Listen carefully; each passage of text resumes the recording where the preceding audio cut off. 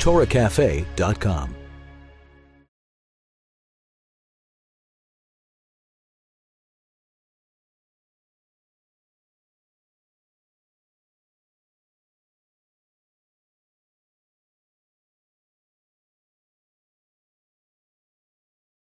The Talmud tells us a statement, Ein simcha ka'ataras hasveikos, which means that there is nothing more joyous to a person than when they relieve themselves of doubt.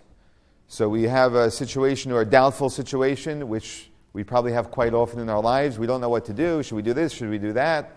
And we're confused. And somehow we get clarity. Sometimes it comes with time. Sometimes it comes with information, whatever it is, but we get that and suddenly we feel so much better. And it says there's no joy as great as getting rid of confusion. So that's a really powerful expression, that we're very joyous when we get rid of confusion. And so the reality is that our lives are full of confusion and it's hard for us to get clarity. Clarity is very, very valuable. And clarity is illuminating. And I would say that when we have clarity, our lives are illuminated. When we have confusion, our lives are in the dark.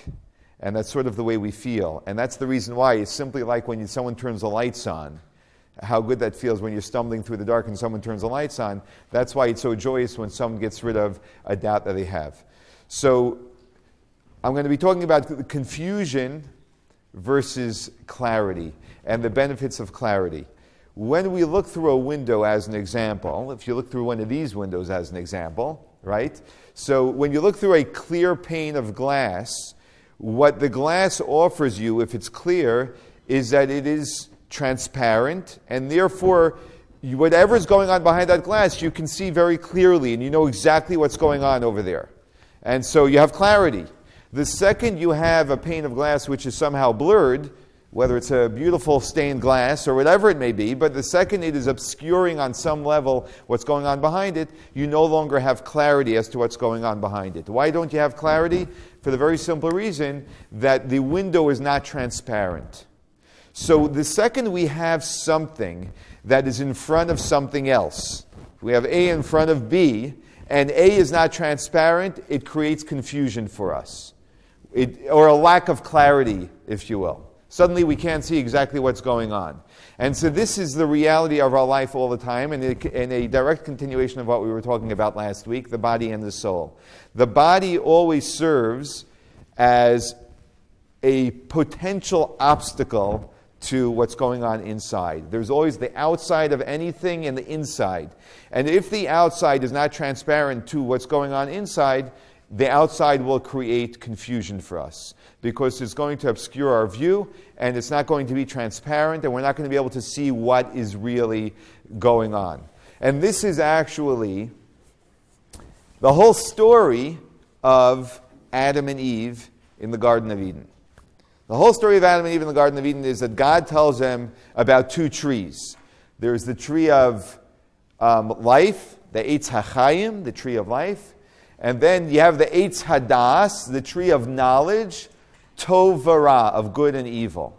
What was this tree? The tree of life is the tree of life. Life actually refers to truth and eternity. And therefore it's the source of life. The source of life is God.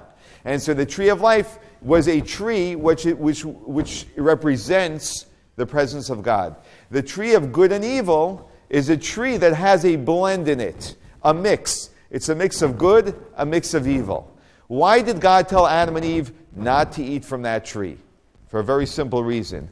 God said that tree represents confusion because there's a blend of good and evil. And the second you have a blend, even though it seems like when it comes to scotch, a blend is a good thing, ultimately, it's not good at all because it creates confusion for us. We don't have clarity. And so therefore God said, you're a human being.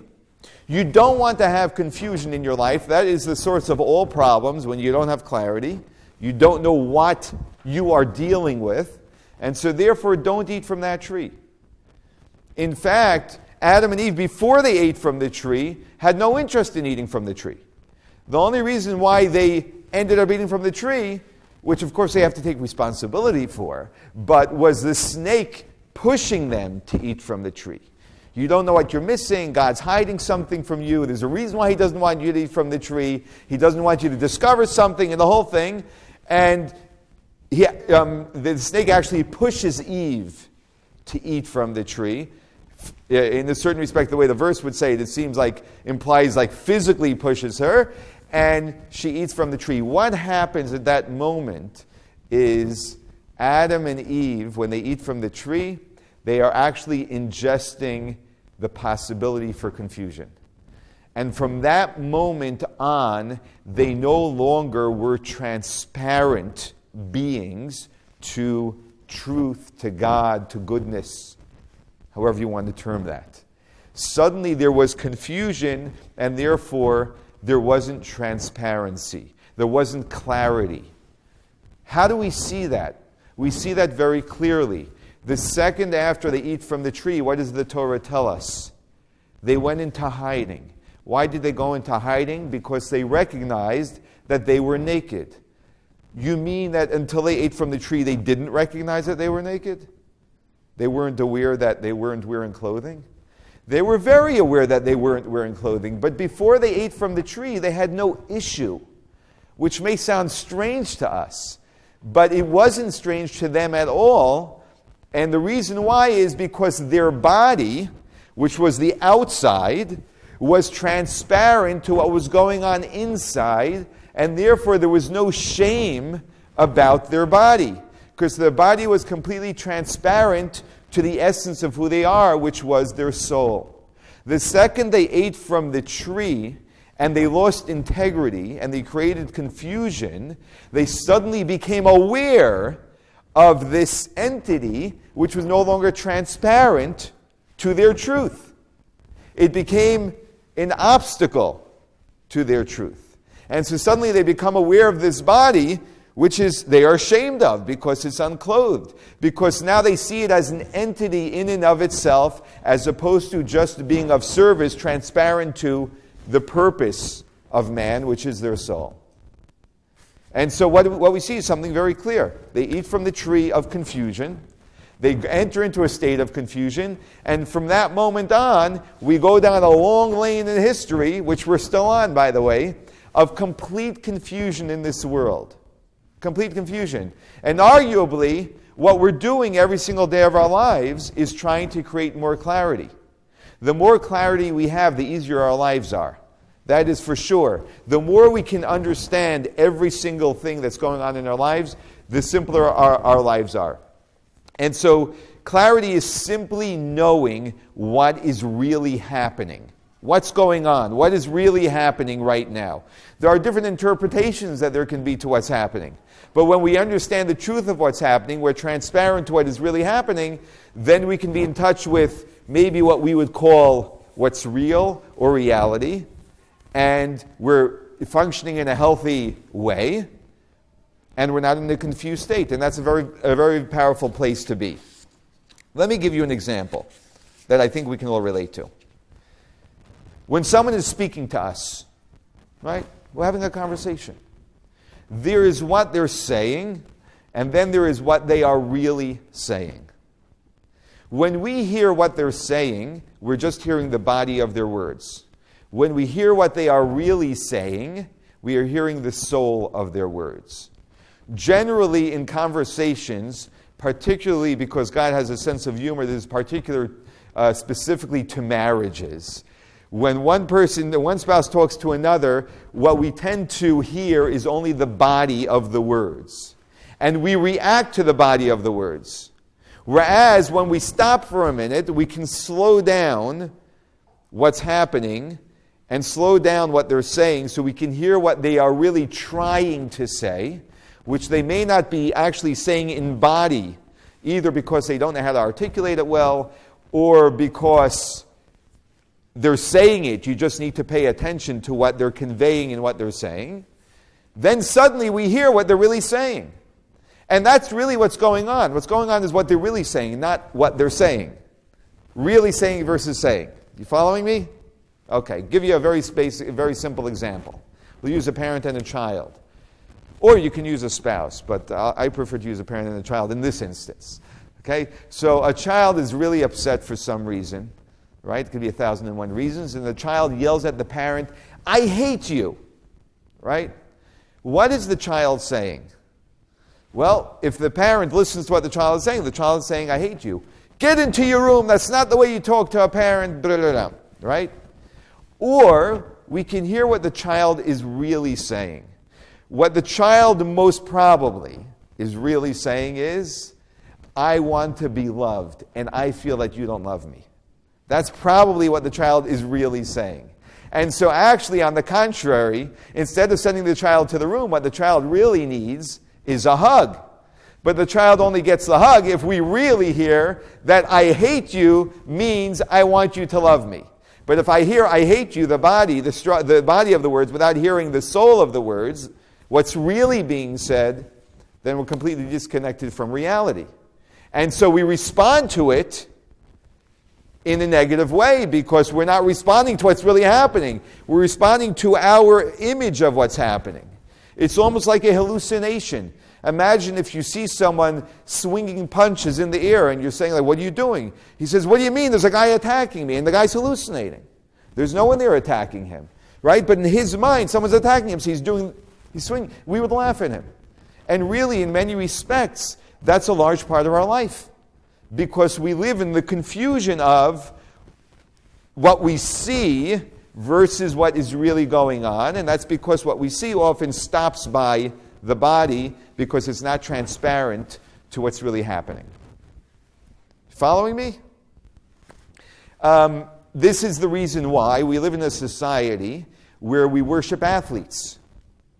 Right? What is really amazing about athletes? There's something really amazing about athletes. If you have a basketball center, right, who can score over 30 points a game, right, and he knows how to focus, and he knows how to be in the moment, and he knows how to team play, and and all of the skills involved in being an excellent basketball player. That's an amazing thing, and there's a lot to learn from the guy. But let's just say, in theory, right, once in a while you have this situation where the guy's an outstanding basketball player, but he's a completely immoral person, right? Now, never happens, right? But theoretically, so if that were to happen, you have a person who, if we worship, if we cannot identify where the value is versus where the value isn't, we worship the entirety of this person. And that's a dangerous thing to do because there's a lot of negativity, perhaps, to the person we just described in theory, right? But when we can differentiate and know the facts of what we're dealing with, the reality of this person, so then we can say, well, there is value that we can learn, but differentiate behavior from behavior. So we always have to know when we're not in touch, when we don't make those distinctions, then we end up in responding, swinging punches at something that doesn't exist, or responding to something that really isn't there. And that's something which is never a healthy thing to do. This is true with the way we look at other people. We judge them from their body versus judging them from their soul. There's a whole industry of teaching people how to present themselves. Right? Not how to be, how to present themselves. But that's all, it's like, take a couple that's dating, okay? You take a couple that's dating, and it's interesting.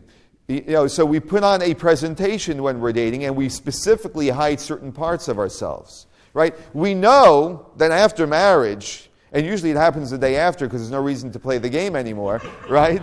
So suddenly we are who we are, but why would we want to present to the person something different than who we are if they're going to end up having to live with who we really are? Right? So, of course, to some extent we present ourselves nicely. It's also part of being an intelligent human being. But the idea of hiding parts of ourselves is questionable because at the end of the day, they're marrying who we are inside, not who we are on the outside. And so this is very important when we talk about transparency and we talk about clarity. Always bringing clarity to something and being able to see the world in clarity. A parent wants to be a good parent. So the parent is going to choose to devote a lot of time with their children. How do parents spend most of their time being a good parent for their children? We strive very hard to always give our children things which are going to make them happy. Right? So we give them an endless amount of things which are going to make them happy. And here's the reality. The reality is that the things that we give our children actually are not what our children want, and it's not what they want from us. I mean, they enjoy them, right? And that's not really what makes them happy. And so we have to ask ourselves, am I giving my children things, or am I giving my children what they really need from me as a parent, which is the security and the acceptance and all of the things that a parent can give a child, which otherwise they don't get. So when we're on the outside the body of things, we're giving. What a good parent I am. I took them on this fantastic skiing trip, or I gave them this magnificent gift, right? As opposed to sitting down and actually listening to what's going on in their life. And these are all things that we know, but we all need reminders of. And this all goes back to the tree and seeing the difference between being confused by I'm a good parent because I'm giving all of these things to my children, which we confuse ourselves with, versus actually giving our children what it is that they really need. So I want to take this because here's where I'm really going with all this. That is seeing the world in a much deeper way than we actually see it. Because there's much more to this than only our interactions with other people. There's actually the way we see everything that we experience in the world. And that is seeing it from a much more spiritual place. You know, the way our spiritual, mystical teachings define anything which is negative is with a word called klipa. Remember that word, anyone? Klipa means a shell. And, for example, if you go to Israel and you ask someone to peel an orange for you, the peel is called klipa. That's what it is. It's a shell, right? A walnut has klipa. It has a shell. Negativity is always referred to in Jewish mysticism as klipa. Why? Because it is obscuring the primary and important part of the substance in front of you. In the case of a fruit, what's significant, or you take a nut in particular, because somehow they make chocolate-covered orange peels, I believe. So we'll go to a walnut. I don't think they do that with the shell of a walnut yet, right? So you go to a walnut. What's of value, of course, is the nut, and you have to crack the nut open, the shell open in order to get to the nut. The reason why all negativity is called klipa is because what you have is an obscuring of the primary of what is really important. And whenever we have something hidden, we have something which is negative because it prevents us from being in touch with that which is really going on. So we can even possibly do this in this room. I don't know. But when you have make a shadow, right? When you make a shadow, so I make a shadow with my hand and you have a shadow on the floor, right? That is really the perfect paradigm for the spiritual worlds versus the physical world. Reality is created up here. And what's happening in the physical world is all a projection, a shadow of what's going on over here. And so therefore, when we are dealing with the outside, and we think that's reality, and we all know, like, it would be ridiculous to think that the way to get rid of a shadow is to move the shadow. We would all know that. It's obvious. You have to move whatever is creating the shadow. We have to know this as well with every single aspect of our life. And that is that the physical reality that we live in is actually a projection of something, of a spiritual dynamic which is always taking place. This is true, as we discussed, in our human relationships. And this is true as well in our interaction with the world at large. Anything going on in the world, we have to ask ourselves, what is the spiritual dynamic which is taking place over here? And then we understand how the physical dynamic is being created. And when we confuse the two and we get lost in the shadow and think that that's reality, we're actually in confusion. And that's a very unhealthy place to be in.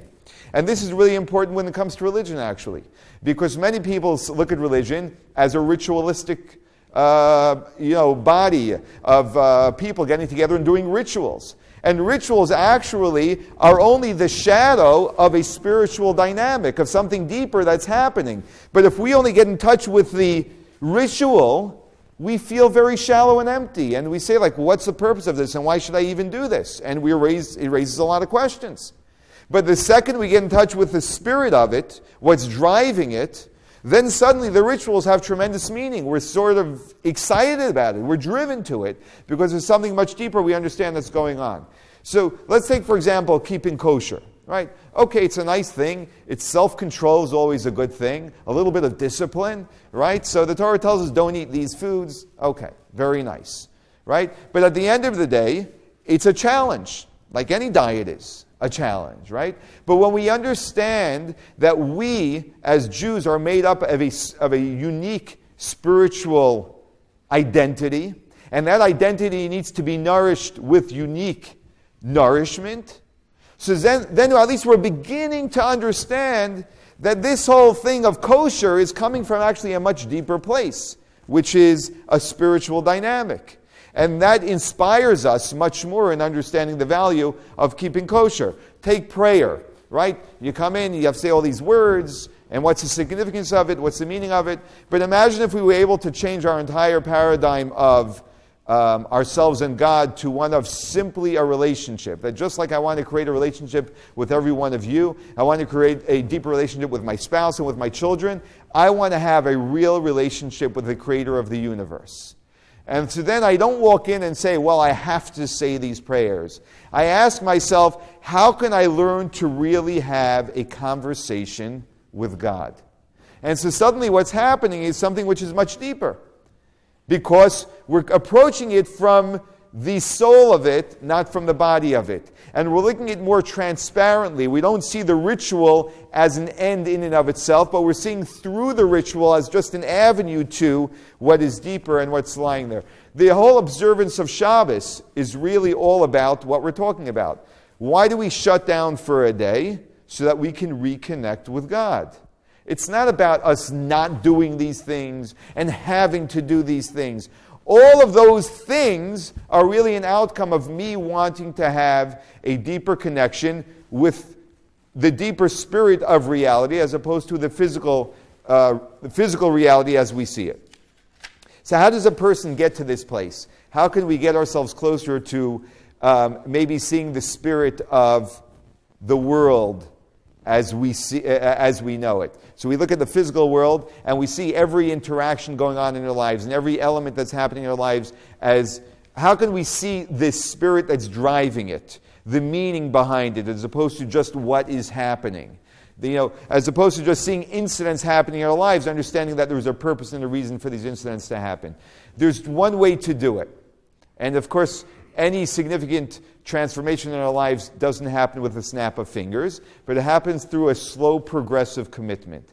And that is through a person connecting to the light, the illumination which God has given us. And that illumination simply is the Torah. The Torah is actually called Torah Or, the Torah which illuminates, which is light. And it's called that because without us studying Torah slowly and progressively, we don't have the ability to open ourselves up and to see what is really going on. To actually be able to make the world that we see, the physical that we see, transparent to a deeper dynamic. The only way we can do that is through going through the lens that God has given us to be able to learn slowly and train our vision to be able to see that there's a deeper dynamic that's going on. And that's the only way we can learn how to view our lives in a much deeper way. So I encourage every single one of us to find some way, and in today's world it's really easy, especially with the internet, to just take a step every single day to studying something from the Torah that will give you a deeper perspective on everything that we experience in our lives. And you will see with time, when we do anything progressively, that with time, within a month, 2 months, 5 months, you suddenly begin to see that you look at things in a completely different way. And it is life transforming because we begin to see that we start responding to what I would consider reality, what is real, which is what's really driving what we see playing out. And when we do, we lead much more fulfilling and meaningful lives. And our lives are illuminated. Thank you, everyone, and enjoy your bagels.